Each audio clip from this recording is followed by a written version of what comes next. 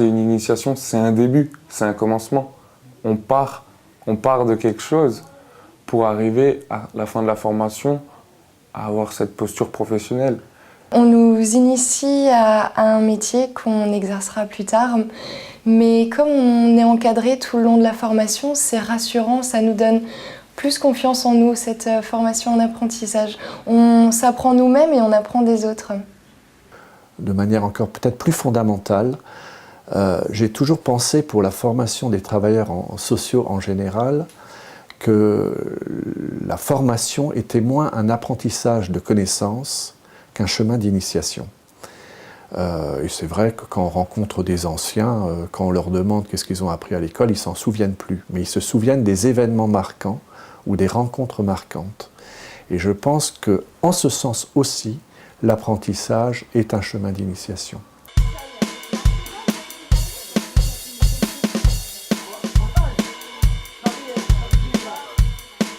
J'ai choisi l'apprentissage parce que j'aime faire des rencontres.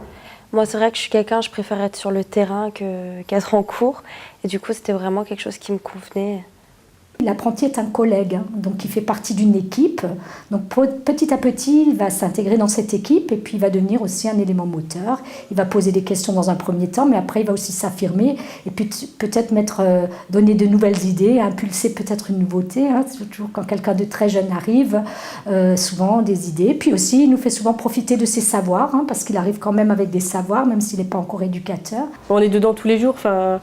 On fait partie intégrante de l'équipe. On dit toujours qu'une formation, c'est une transformation.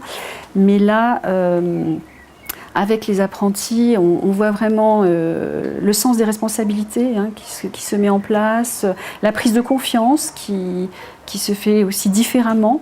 Et je pense que bien sûr, ce sera bénéfique. Ce qui est intéressant tout au long de ces longs mois de formation, c'est qu'on la voit évoluer.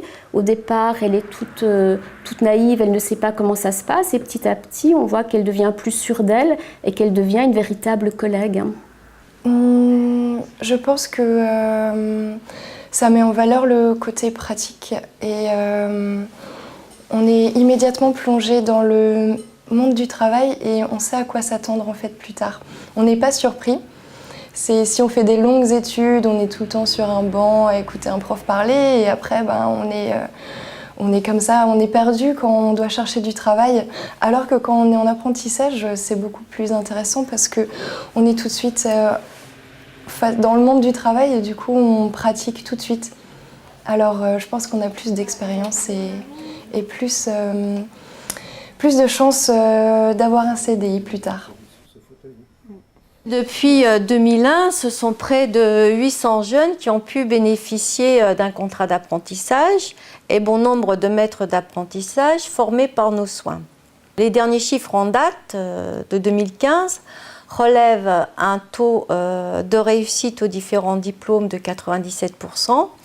Et un taux d'insertion professionnelle de 86%. Personnellement, ce qui m'a le plus plu, c'est la place de salarié qu'on m'a fait dans la structure où je travaille. On a un peu le statut de stagiaire, mais on nous donne des petites missions de salarié. Au final, ça bouscule un peu au début, mais ça responsabilise aussi pas mal. Ensuite, je crois que l'apprentissage est vraiment au cœur des valeurs du travail social. C'est-à-dire que le travail social a toujours travaillé l'alternance. Mais l'alternance terrain, l'alternance école. Mais souvent, c'était des alternances un peu juxtapositives, c'est-à-dire un coup l'un, un coup l'autre, sans forcément de lien et sans forcément de régularité, de temporalité, de durée. Avec l'apprentissage, on a quelque chose de mieux construit, de plus élaboré, avec aussi le maître d'apprentissage qui est, on pourrait dire, un tuteur de stage renforcé, puisqu'il y a une formation spécifique. Et puis les valeurs aussi, parce que dans l'apprentissage, et d'ailleurs dans toutes les formes d'apprentissage, au-delà du travail social, il y a la question de la transmission.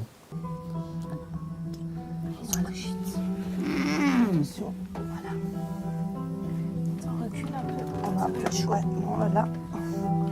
Allez, souple chute. Attention à ton dos. 1, 2, 3.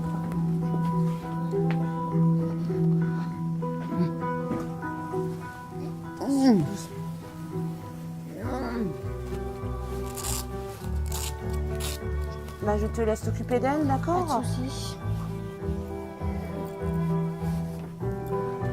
En amont de la prise en charge de l'apprenti, j'ai fait une formation à l'ESSES, donc par rapport à l'apprentissage.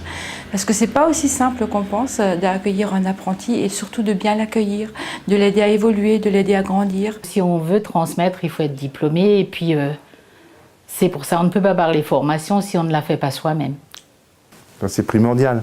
C'est la transmission des savoirs, c'est la responsabilisation et la valorisation d'un salarié qui a montré de l'engagement.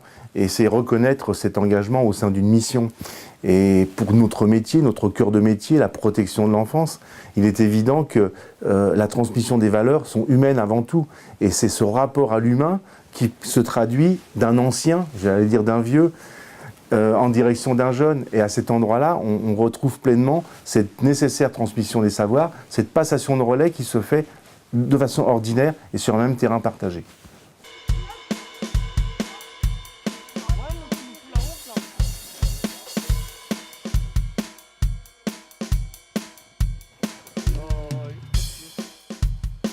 La présence des apprentis a une influence très grande sur la dynamique des cours.